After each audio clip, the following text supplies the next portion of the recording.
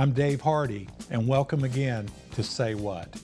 You know, I was thinking the other day about my basic hometown, Charleston, West Virginia, even though I'm from outside Charleston, and I was reflecting about who could I have on my show that would know the most about Charleston, West Virginia and its history.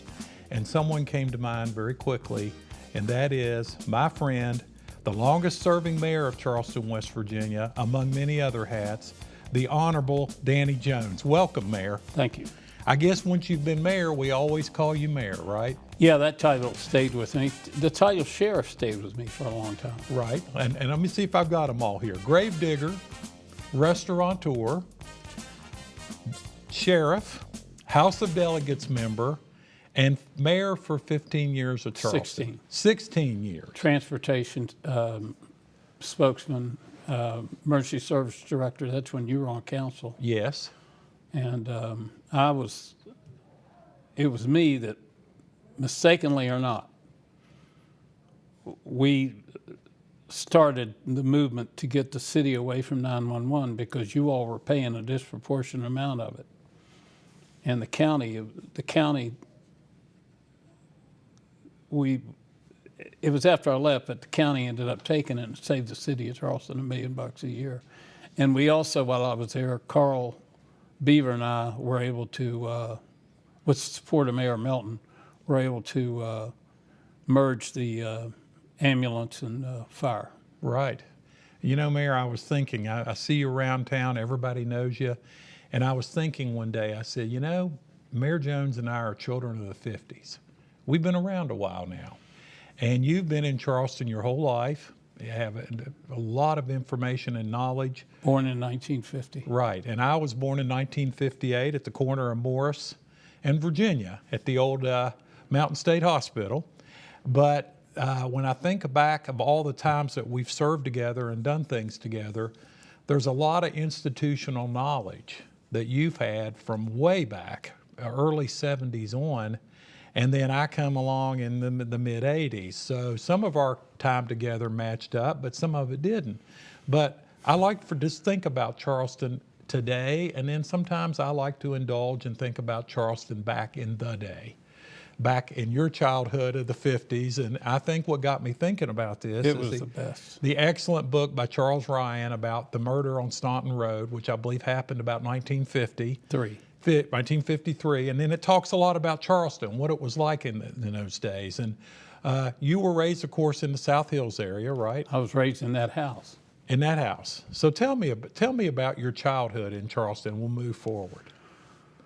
Well, I was born here, and then we moved to Michigan for a very short time. Then we moved right back, and on the corner of Brooks and Virginia, there's a house, and we lived there for a while, and then the Clark House became available, and we bought that and moved in it May 28th of 1954. It was my sister's 5th birthday, and that August I turned 4 years old. But I can still remember coming down that hill and looking at that house, and it's a lot of my history right there in that house. And I didn't necessarily, it was good, it was fun, but you were away from a lot of the other kids. There weren't enough kids around there. Right.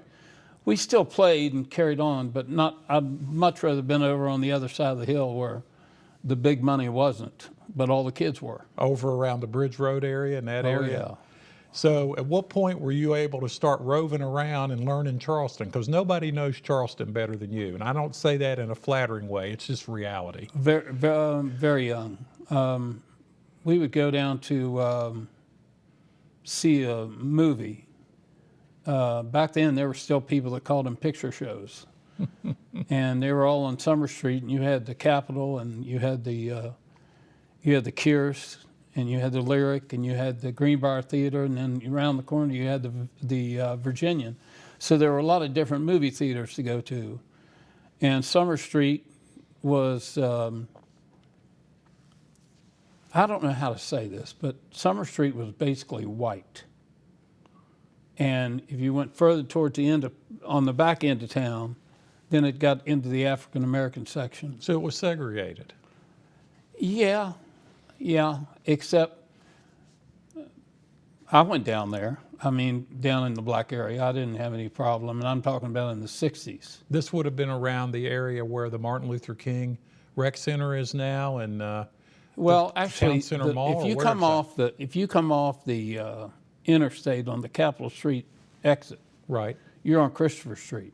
right. You drive right through, you'll run into the fence where the old Capitol Market used to be. Well, that was Fry's Alley, and Fry's Alley went all the way to Court Street. And I'm just glad I was alive for it. It was rocking and socking. Describe it for me. Well, I can't tell all of it. It's a little bit too blue. Yeah, but- this is a G-rated program, but Okay. tell me what you can. Well, but you could go down there and get bootleg liquor. And I worked at the old Sterling restaurant all through high school. That was at the end of Capitol Street, Yeah, and right? when I was about, I don't know, I was a cook, and we'd get off work and go down to Summer Street. And there were houses. There was a house there that had a band playing and a bunch of people. It was a big house and a bunch of people carrying on to the band. And I'd walk right in the middle and go back to the kitchen, and you could get a $6 bottle of Old Bourbon for $10. And so the four of us would go out, and that'd be our second bottle, and we'd go out and drink. Of course, it was Sunday morning, and we'd been working all night. And see, Charleston, all the liquor was illegal in those days, and that didn't change until about '68. Mm-hmm. And they came in with that unconstitutional private club liquor law. These liquor clubs aren't legal. Read the Constitution; they're not legal. But people still drink. But see, in the 50s, Charleston was a flask town. It was a town where men carried flasks, and even women, and they would have these little thin flasks, and they would pour it in their drink or in their coffee. You mean a flask of alcohol? A flask of alcohol. And then in the 60s, it became just a bootleg town because people built clubs and opened them just like regular clubs, even though they were illegal the day they served the first drink. I knew a guy that had a club, the old Roaring Twenties, and he was up over top of the old Strand pool room, and the IRS swooped in on him and said, "You owe us so much money." He said, "Well, I never paid because it was all illegal." He said, "That doesn't matter to us. You know, we want our money." So he had to pay a bunch of money to the IRS. But I would get off at 6 o'clock in the morning, and on most days, I would just walk home, cross the bridge, Cross the South Side Bridge and all then the way up. hitchhike up Loudon Heights Road. Wow. And you couldn't walk up Loudon Heights Road because it was too dangerous, so you'd hitchhike. And people would give you a ride. Hitchhiking back in those days was a mode of transportation, just like driving a car, riding a bicycle, or anything else. Kind of like Uber, a different form of Uber, right? How you going to get there? I'm going to thumb. Right. And that's what happened. That was in the 60s. Now, did you ever dream then that you would end up being the longest serving term mayor of Charleston? No, I didn't. I remember the names like Copenhaver and Underwood and Eisenhower and Nixon. Those were the big names when I was in the late 50s, when I first started thinking about politics. My dad and I watched the Kennedy-Nixon debates. 1960. And of course, Nixon lost the election, not honestly, by the way, but he lost. And I asked my father, I said, "Well, why did West Virginia go so big for Kennedy?" He said, "Because West Virginia is a Democrat state, but Charleston's a Republican town, and Charleston went for Nixon." So Charleston leaned Republican back then. Yes, now it leans Democrat. Now it is a Democrat city. Right. If you want to be elected, I think I'm going to be the last Republican mayor of my lifetime. There won't be another one. Right. So Yeah, many of the elected officials in our county now are from Charleston. I had the gift of knowing everybody almost on a personal basis when I ran for office. So I was able to go around the whole party problem of being a minority because when I got elected mayor, 22 many council members, 26, but 5 of them were Republicans. All the rest were Democrats. Well, Kent Carper and I used to say the most well-known person in Charleston is Danny Jones. It's not even close. On a personal basis, yeah, that's still true. When did you decide, Mayor, as you grew up and went off to Vietnam and came back, when did you decide that you wanted to go into public life? Well, you know, you have to ask yourself what kind of public life and what is public life. And I mean, I led a public life when I was a bartender and in 3 different clubs downtown for 3 years. And then I bought the number 8 and I got to know a lot of people. And in the Daniel Boone, I got to know all those legislators. And this is 1974, and I wasn't impressed. I mean, I said, if these guys can be legislators, I mean, I can be a legislator. So Charleston had 3 vices back in those days, in the 60s. You had bootleg liquor, you had gambling. Which was way under the table back in those days. You had prostitution. And prostitution. There was a lot of prostitution around town. Even in the 60s. A lot in the 60s. And those were the 3 vices. There was one heroin dealer, and everybody knew who he was. I knew who he was when I was 13 years old. And he died in 98, and I got to be friends with him in 95. He went away he got like 300 years or something. And then finally he became a jailhouse lawyer and got himself out of prison after 11 years. And he used to talk to me about life in Charleston. And his name was Candyman Johnson. And he said, I never sold to kids. I didn't push drugs because people came to me. He said, it's just different back then. He said, now they'll kill you, you know, so. You know, I've heard Charleston described as a boom town back in those days. Is that a fair assessment? It's fair, and it was in 1960 we had 85 to 88,000 people, but Charleston had a lot of jobs, a lot to do, and it was dirty. It was When you dirty. say dirty, you mean physically dirty. Yeah, and it was the smoke. Chemical plants. Yeah, chemical plants, but there were jobs, lots of jobs, and so it was a trade-off.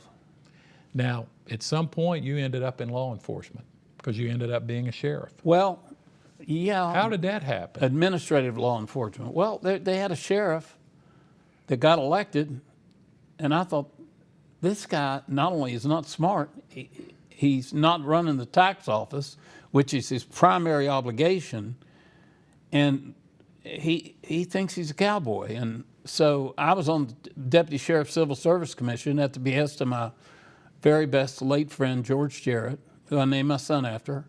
And so I thought, well, I'll run for sheriff, and I ran and got elected. And when I ran, nobody took me seriously. I mean, I was a bartender. Right. And you didn't have a background as working as a sheriff or anything. That was what I ran on. I always dressed like this. I said, this is a businessman's all. I'm going to have a chief deputy to run my law enforcement. I'm not going to be part of it, and I never was. I was a part of the administrative of helping to call the shots, but I had a professional in there, Larry Harold, and he did a very good job, and he's still with us, and he changed everything. We had a great sheriff's department, and my job really became running that jail and keeping the jail from going into receivership. That was the old jail that Yeah. was attached to the Kanawha County Courthouse. Yeah.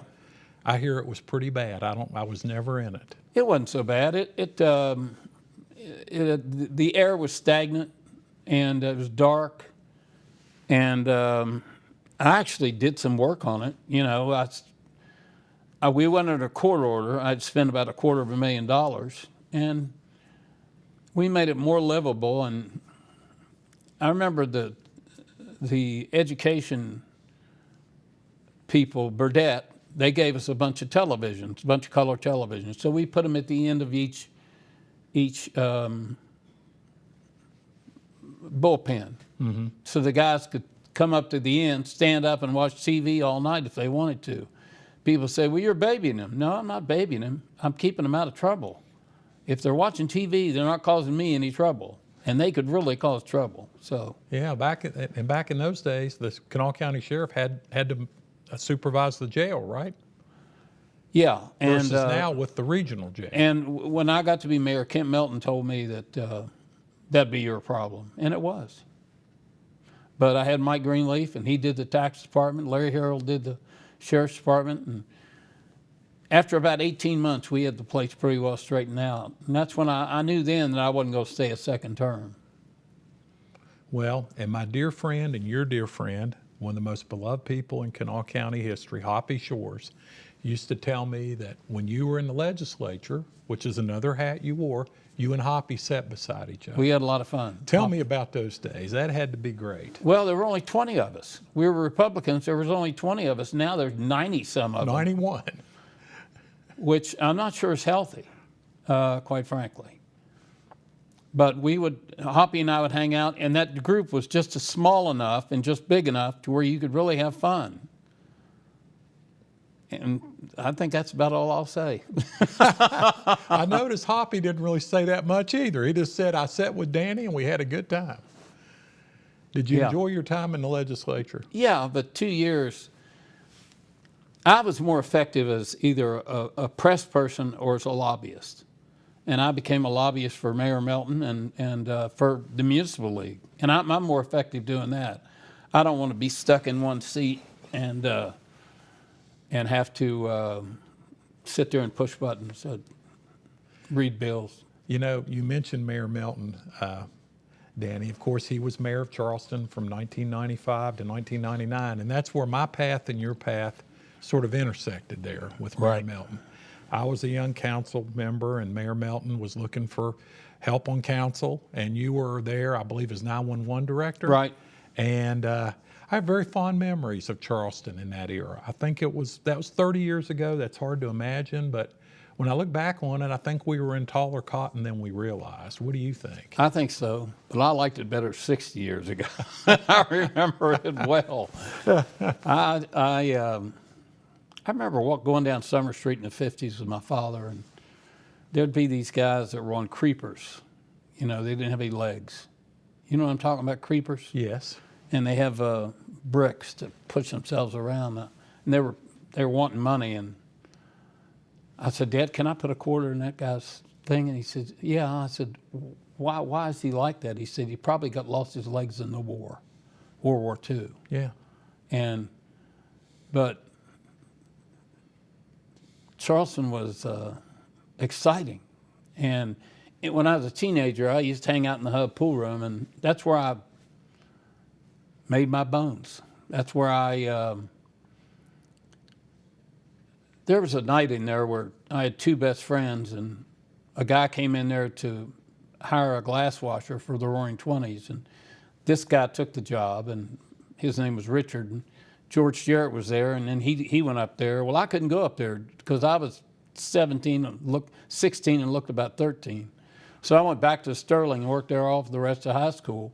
But it was so exciting because when you got off work at 6 o'clock, there were still people on the streets. Now, and they weren't going to work. This is 6 a.m., right? 6 a.m. Did the Sterling stay open all night? 24 hours. Never closed. And for one reason, because of the bootleg liquor. Bootleg liquor, this town rocked. And the bootleg liquor, when they quit it, when they legalized it, made the clubs close at 3 o'clock, everything changed. And there was more of there wasn't a lot of violence back then that I remember. There weren't a lot of killings. People weren't shooting each other. I'm not saying it never happened, and whites could go down in some of those honky-tonks down in the black part of town, and I partake of some of that, and it was just exciting, I remember. Well, think how different things were then. I mean, think of the different attitude that law enforcement had back in those days. I mean, didn't they have phone boxes? They were crooked. Well, tell me about that. Yeah, they had. There were a bunch of them that you can't have an illegal vice going on a pervasive in a pervasive manner without the police being involved. And they were involved. Bob Krause was one of them, and he went to prison, and there were others. And So the police turn their head a lot of times, certain things. the police were involved. And they were there for the taking or for the asking, either one, whatever they wanted, if they just wanted to be there. But the police chief back then was a guy named Dallas Bias, and he was up all night. See, he didn't work in the daytime. He worked all night. And the clubs were going, and it was all part of it. You had houses that sold liquor that had bars in them down on the in the Court Street, Donnelly Street, and all that area. All of it without license. The man you want to talk to about that is Mr. Harris, that gives out the menus over at the Soho's. Soho's. Yes. And He's the youngest looking 80-year-old man I think I've he's ever 84, seen. 85. Wow. And he operated one of those places, and he is a good friend of mine.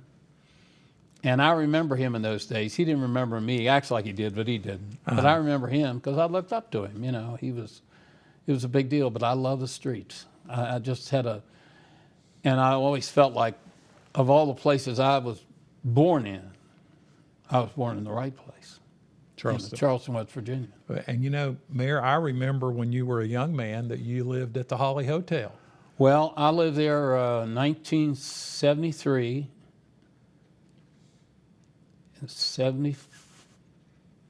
74, and then I came back and lived there from 76 to 78. I lived there for 4 years. And you know, you were down right on, that's right, was right on Courier Street, for Charleston's version of inner city.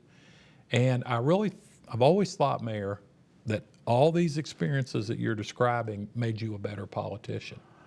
I really believe that. Well, there's a lot of ingredients to that. I remember in the Holly, there was always people in the lobby. There was always people to talk to, and people were lonely, you know, and they wanted somebody to talk to.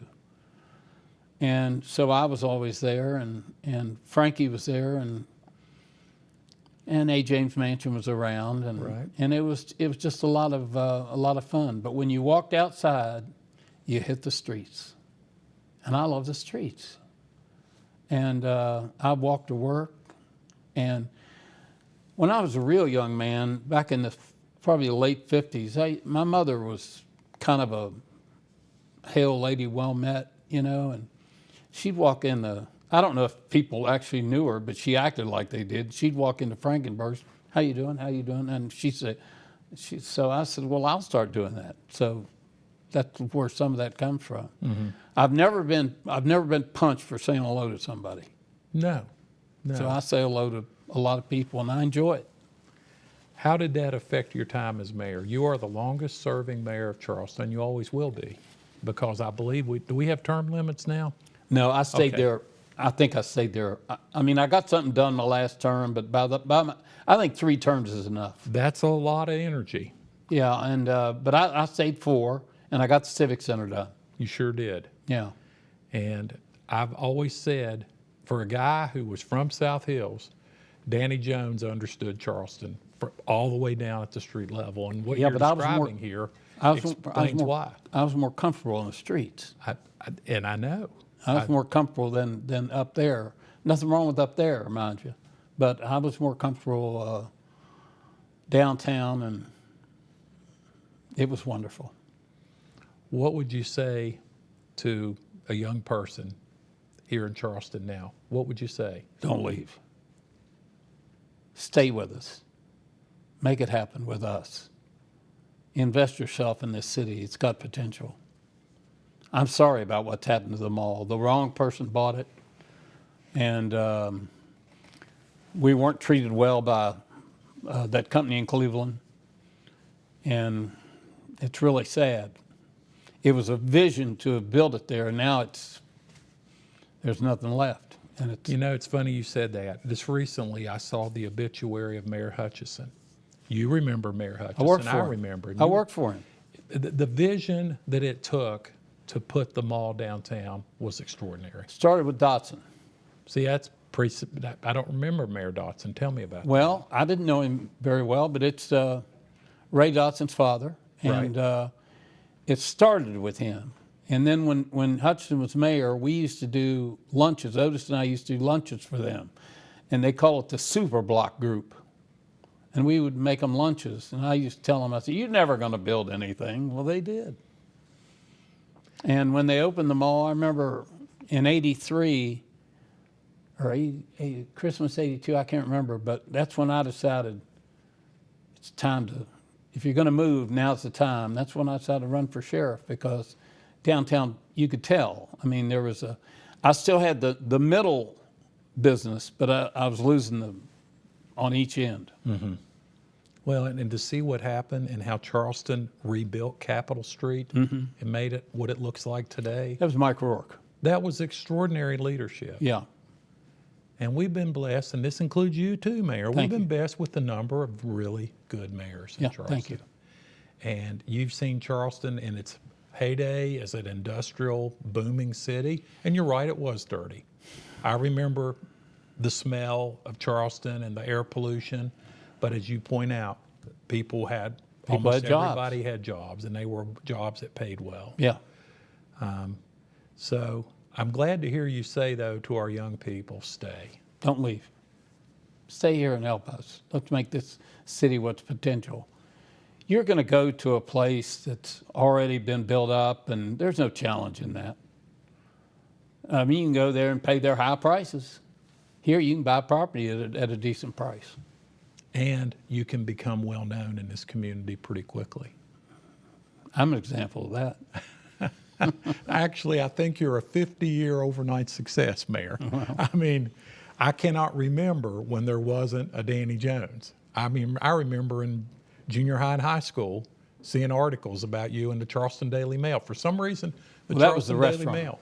But ran when a I lot of worked at the filming station up on South Hills, I met a lot of people doing that. I used to pump gas in Judge Copenhaver's car, and I met a lot of people at that time. And then a lot of them became customers at my restaurant, and they just watched Danny grow, I guess. Right. So. Well, now we're watching the group come behind us, Mayor. And I want to thank you for your reminiscence. Like I said, thanks for having me on. You've got a lot of knowledge that a lot of people don't have about how Charleston evolved and changed. And I wish I had been around in the downtown Charleston in the 60s. It sounded like it was quite entertaining. It was really fun. Well, again, thank you for being here today. Thank you. Keeping you informed on the Library Network with Charleston's longest running serving mayor, 16 years, and one of Charleston's great public servants, the Honorable Danny Jones. I'm Dave Hardy. Thanks for watching. Say What?